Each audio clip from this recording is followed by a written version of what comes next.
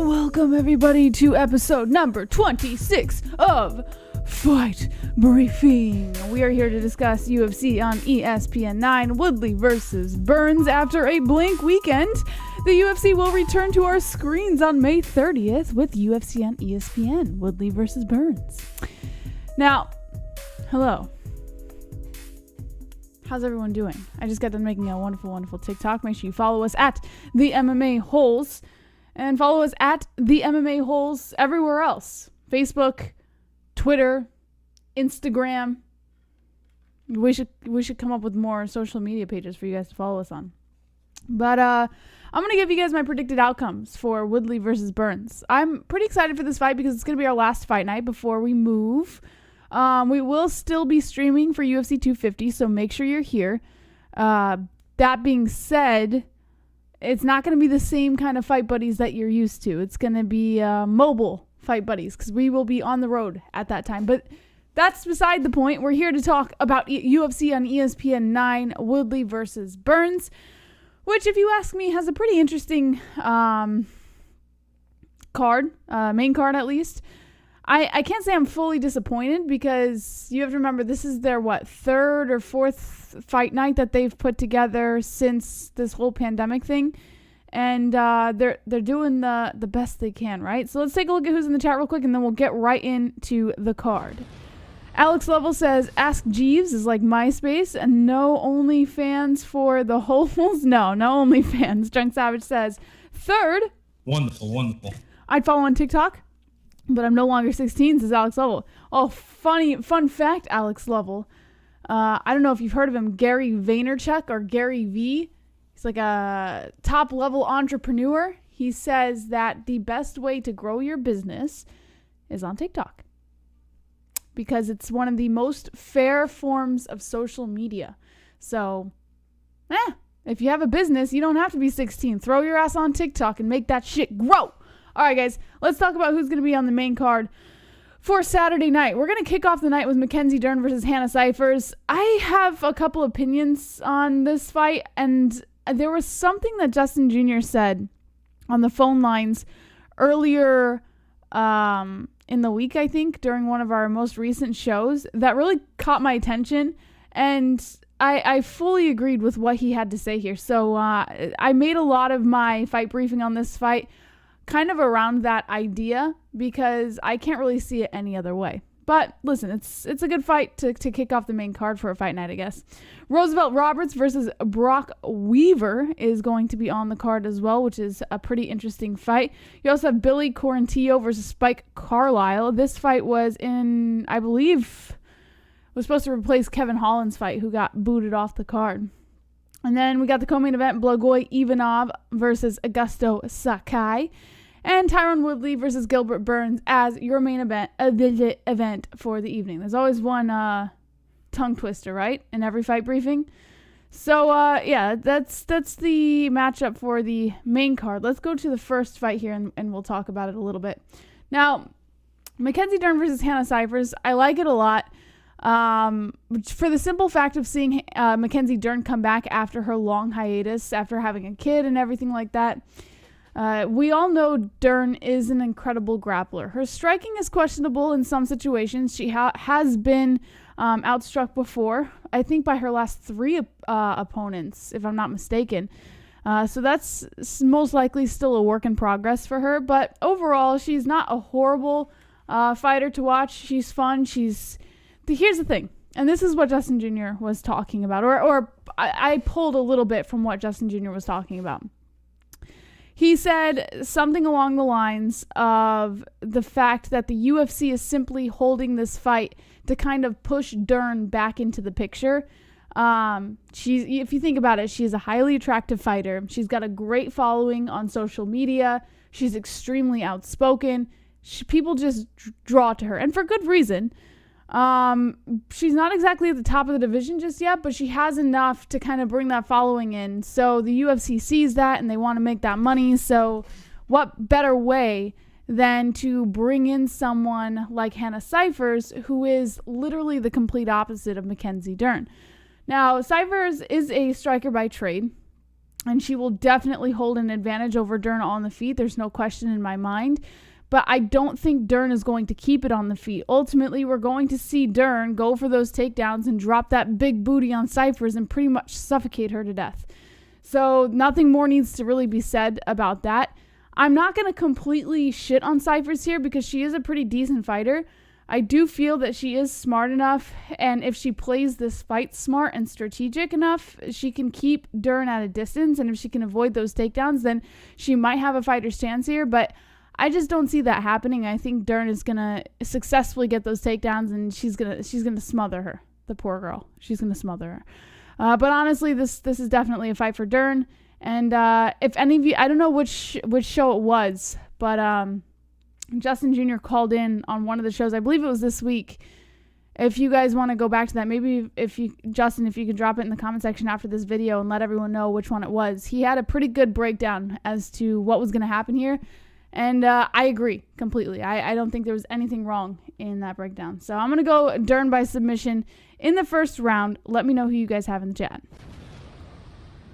All right. Booby Trap says Jumanji Warlord. RX got a big crush on Dern, says Glide. Dern will miss weight. Connor versus Anderson. Whoop Whoop says Jules Critelli. Flat Bro Glide Bro. Dern by decision, says Carper Tom. Dern misses weight. One butt cheek, says Alex Lovell. Zombie Wolf says, no, this is an upset. JBH, I want to sniff your butt. Well, that's too bad. I'm taken by the best. So you're going to have to go through him first. Dern via submission, second round. Justin Dempsey says, I believe this will probably go to the decision, but on Go Milk, I have to get a couple perfect or semi-perfect, so I pick submission. And I think that's really the smartest way to go. If we really were to take this into consideration, Hannah Cifers' grappling defense is certainly not up to par with what she would need against an opponent like Dern. So if Cifers can keep the distance, then yeah, you could say that this is going to go decision, but I don't see her keeping the distance at all. In fact, I see Hannah Cifers fucking up and Dern getting in that range and being able to take her down easily. So that's where I stand on that one. Let's move on to the next fight of the evening. Oh shit, what happened? Oh, his head cut off. Roosevelt Roberts versus Brok Weaver. Now, this fight was rather interesting to me, but at the same time, there's a part of me that just didn't care about this fight. This is the type of fight that I would have put on a preliminary card.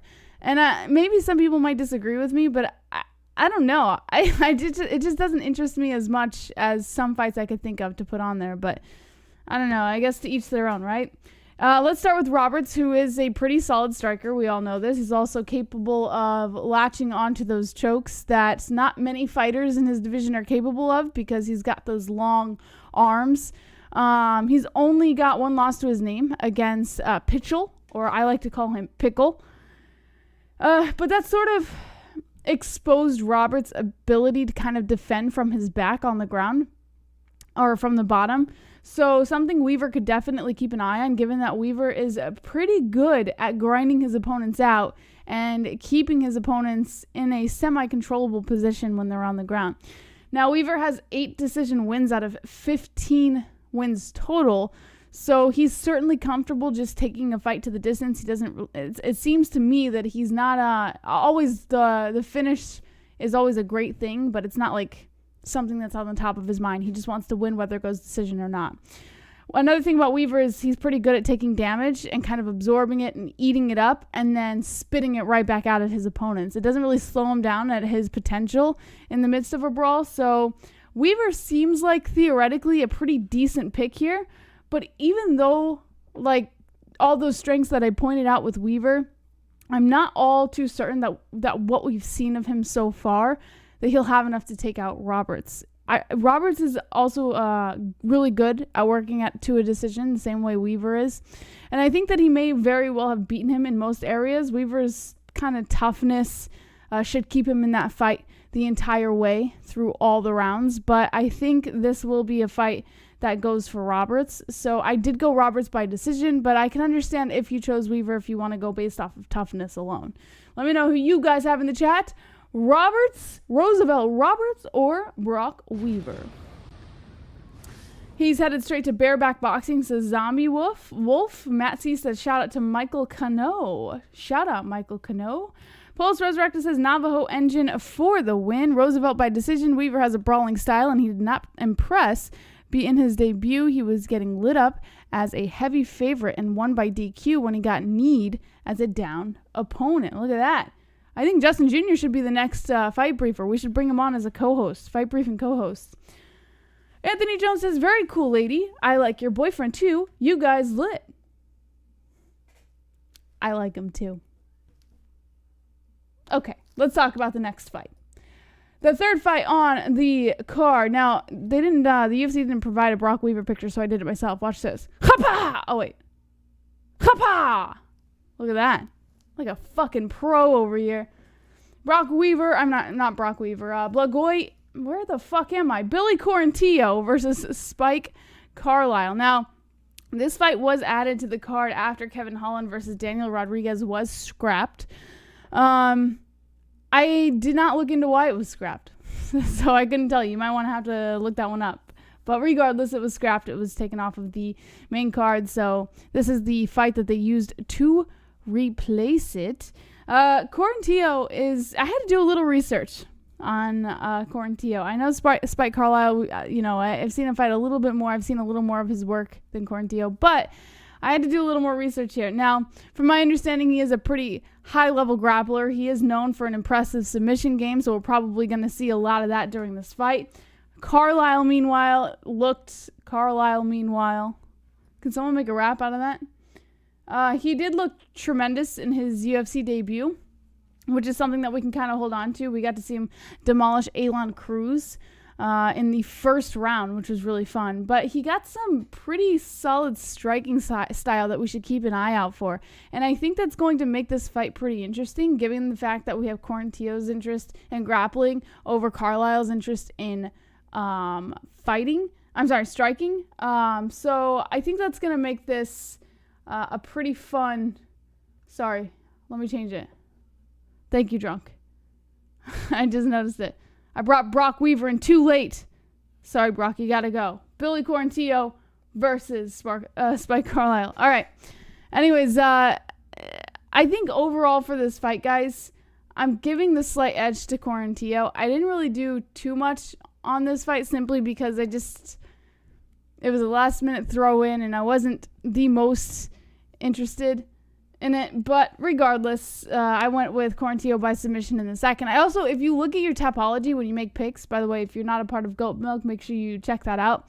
But if you look at your Tapology, when you're making your picks and you click show the tail of the tape, you can kind of see, you can kind of gauge how a fighter is looking to finish a fight against his opponent. It's like, there's like a science to it I'm starting to figure out. And I never knew that before. And all my other fight briefings before this, and I think that's why I might have gotten a lot of picks wrong on fight nights. But I'm starting to kind of gauge how this whole game plan works with each fighter against that particular opponent. So it's pretty fun. So if you go to Tapology and you're doing the Goat Milk, click on tail of the tape for your picks, and you can kind of figure some stuff out. But that being said, we're going to move on to the next fight after I get your guys' picks. Who do you have? Do you have Spike Carlyle or Billy Quarantillo? Let me know in the chat. That redhead dude is fighting again. Didn't he just fight? Oh, shit. Oh, fuck me, man. In the asshole. Oh, the window's closed on me. Some bitch.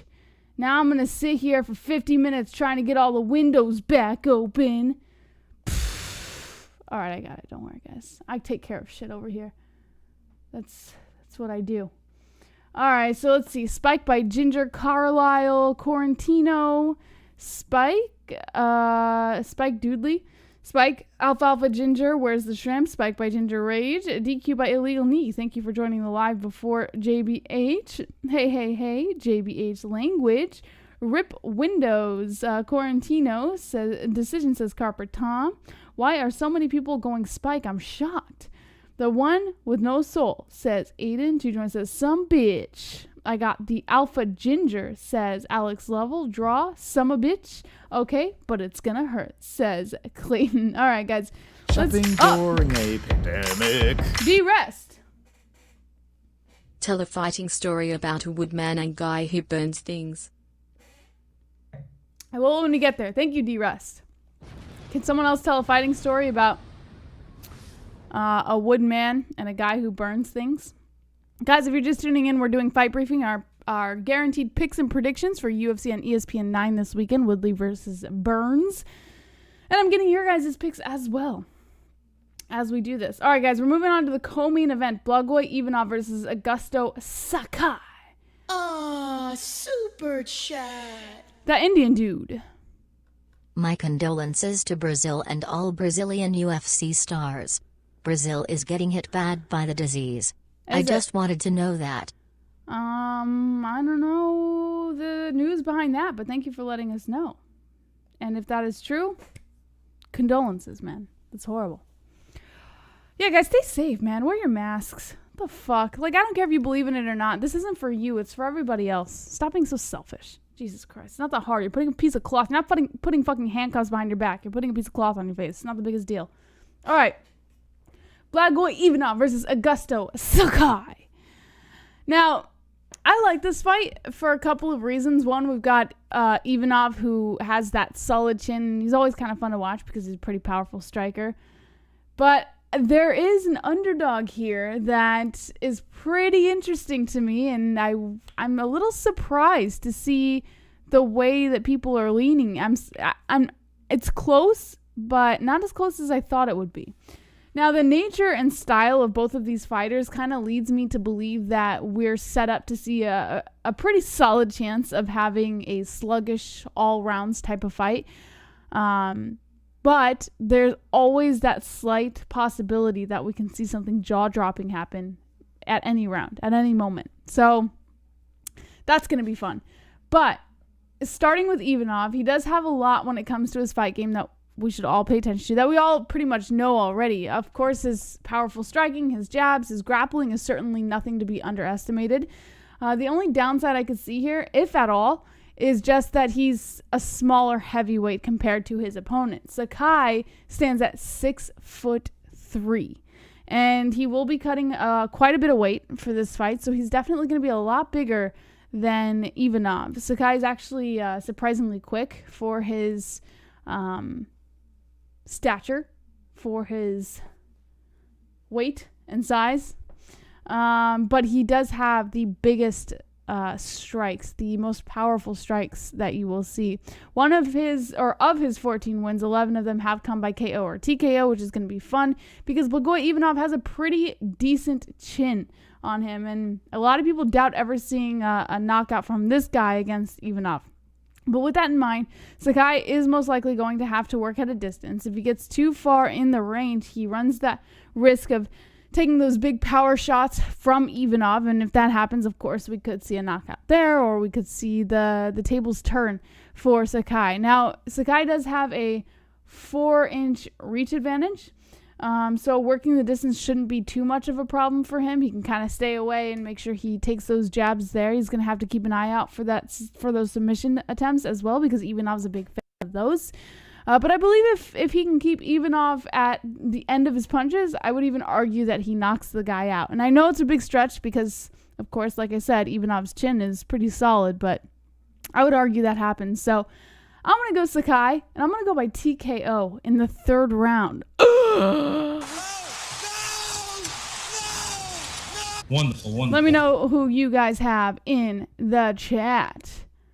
It should. What the fuck? 4 inches? That's plenty. That's right.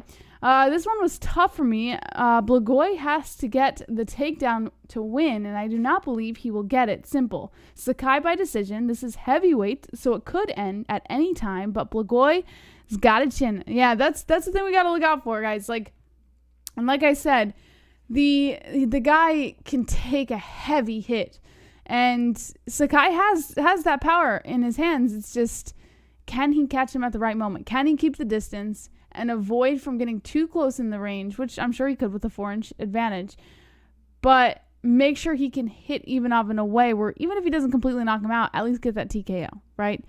And it's probable, but we'll see. This is either going to be the most boring fight of the night or the most exciting fight of the night, I would have to say. All right, guys, let's move on to the last and final fight of the evening. The main event, Tyron Woodley versus Gilbert Burns. Now, I like this fight a lot. I don't like it because of Tyron Woodley, and I'm not the biggest fan of Woodley, but listen, I put my reservations aside, and I look at the fight as a whole, and I gotta say, it's not a horrible fight. Would I have rather see Woodley fight Colby Covington? Yes. Would I have even rather see him fight like a rematch with Usman? Absolutely. But Gilbert Burns, I feel, is being underestimated horribly in this fight. Moss can't come follow me. Let's go! Drop the Woodleys in the chat.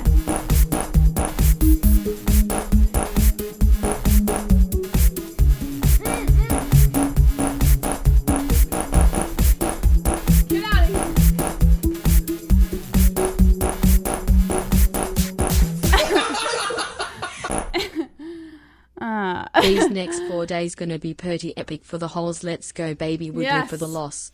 Absolutely. I was just taking a sip out of wine. I saw Moss coming in, and I had to put it down before he spilled it. Thank you, Social Smash. And yes, the next 4 days are going to be pretty epic. And for those of you guys who don't know yet, which I don't know how you don't know by now. I mean, we've been saying it every night. There's a link in the description to our third channel where we're going to be live streaming our move. We're moving. This is our last show in New York is going to be on Monday night. It's going to be an epic show. We have a huge lineup of guests. But that's our last show. So we'll be live on the third channel when we get ready to go on the road trip. If you guys want to hang out with us and travel across the country with us, make sure you subscribe over there. And thank you, Socials Vash, for the donation. Now, let me just recover from seeing Moss's butt again. The Woodley versus Burns fight. I think Burns is being horribly underestimated in this fight, and that's okay. I mean, rightfully so, I guess. People were saying, oh, Woodley loses one fight, and all of a sudden, people jump off the ship. Nobody was on the ship. Let me make one thing clear. This is not like seeing Tony Ferguson lose a fight and half his fans jump off because he lost a fight after a 12-fight win streak. This is not like seeing Conor McGregor lose to Khabib and the Conor fans fall off because Conor was on such a good run and such a great shit talker. This is not like seeing someone like Khabib who could respectively lose and the Khabib fans just fly away because the Eagle lost, right? This is Tyron Woodley. And I have to be quite honest. A lot of people never gave a fuck about him. A lot of people didn't like him, me included. And I find it fascinating that people think, oh, everyone jumped off the Woodley ship. There was no ship. There's a lot of people who don't like him and will continue not to like him and will continue to think that he's going to lose his next fight. It's fair to think so. And there's going to be people who in the past have voted against him even though he won and are going to vote against him in the future. It is what it is. But there's no ship.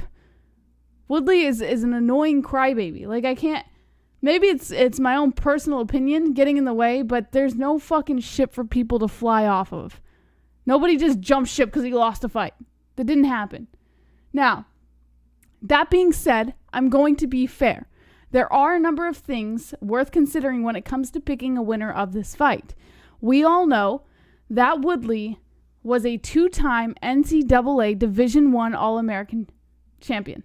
So the idea that his wrestling can be overcome by Burns is probably a moot point. Burns is probably not going to be able to compete with that. In fact, I would almost put money on the fact that Burns is not going to be able to compete with that. As we saw, Usman was pretty much the only freakish athlete to kind of compete with that kind of wrestling from Woodley. So you can give that to him. That being said, I do see Burns has a little bit of an advantage at pure grappling, wrestling aside, in that area. Also, everyone knows that Woodley was a BJJ black belt, so he's going to give Burns a run for his money, but at least we can say that Burns poses some semblance of a chance there. Everyone also knows that Woodley's striking power hits remarkably hard, insanely hard.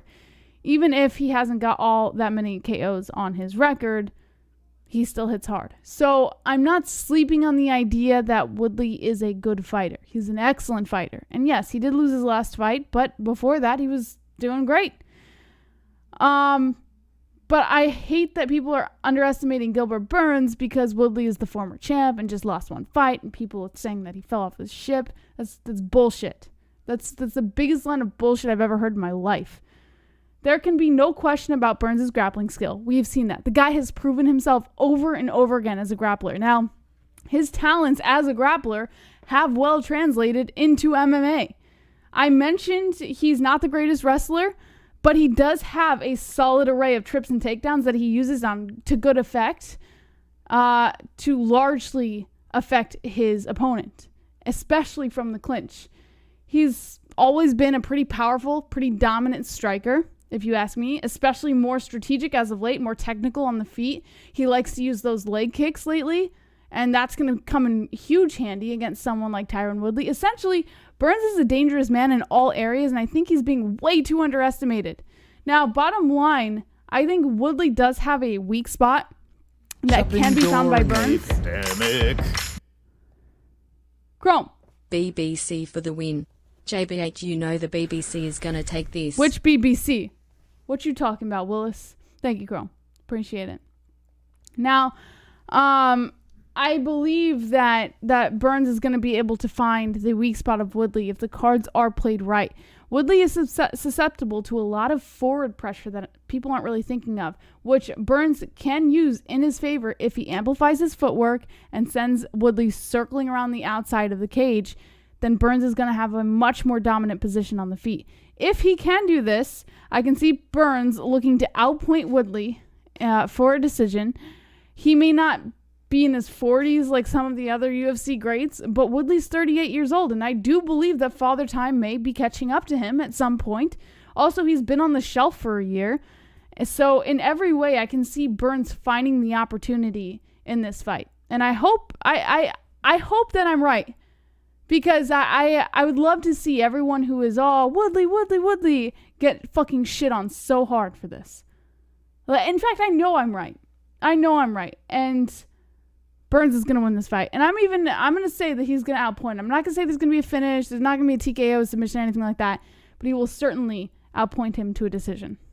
Absolutely. All right, guys. Let me know who you have in the chat. Okay, Matt C says, I do think Woodley's going to win, but Burns is good. Same Aiden bro says, Carper Tom. Woodley TKO round 2. Justin Jr. says, Woodley will most likely end his career at middleweight. Gilbert got knocked out at lightweight. Gilbert has never faced the real 170 power. And as great as BJJ Dorino has it, I don't think he will get the takedown. All right. T Wood easily. Woodley says, Mr. Relaxation. I like the betting odds on Burns. Me too. Yep. Gilbert wins KO round 2. Woodley TKO round 2, bro. Burns all the way. Adesanya. Woodley will sing. And Gilbert will tap. Woodley KO. Burns capable, but won't be good enough to hang. Burns will earn. Burns TKO round 3. Burns ITD. Wow. So it's more shocking than I thought. Because when we were asking everybody earlier in the week, a lot of people were Woodley, like hard Woodley. But it's actually shocking to see there's more people Burns now. So I'm thinking they may have done the same research that I did. And they're pro Burns. Oh, all right. Mixed bag. All right. Thank you, Alex. All right, guys. That's my picks for UFC on ESPN 9. This weekend. Make sure you guys tune in. We will be doing a live fight reaction to the fights this weekend. Moss, that was not appropriate. Shame. No! Too soon. All right, guys. Thank you for letting me know who your picks are. Let me know in the comment section down below if you guys did not get to tune into the show. And let me know what your guys' picks were for this weekend's fights. And we will see you again tomorrow night for Fukoff Friday, our last Fukoff Friday for a little bit. It's getting weird, guys. I don't know if you noticed, but the background is completely empty. And we were doing more packing today, and we got pretty much almost everything packed. It's getting weird. But what part of the MMA-Holes isn't weird, right? And that being said, oh shit, my mouse just froze. It's fantastic. I can't move my mouse. Thank you. Don't be an a-hole. Be an MMA-Hole.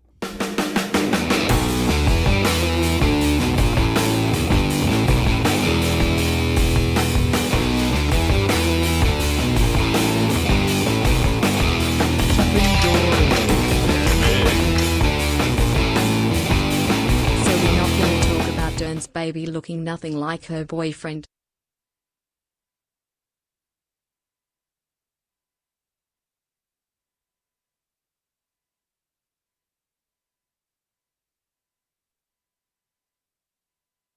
Dern's baby looking like her boyfriend. I just realized I was talking about my mic off because I turned it off after I ended the show.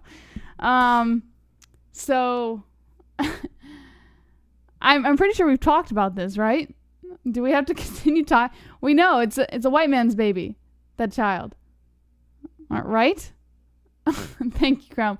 I appreciate it. All right. I'm going to end the show now. I turn off my mic at the end of the video, so that's why you didn't hear me talking. Okay, guys. Don't be an a-hole, be an MMA-hole.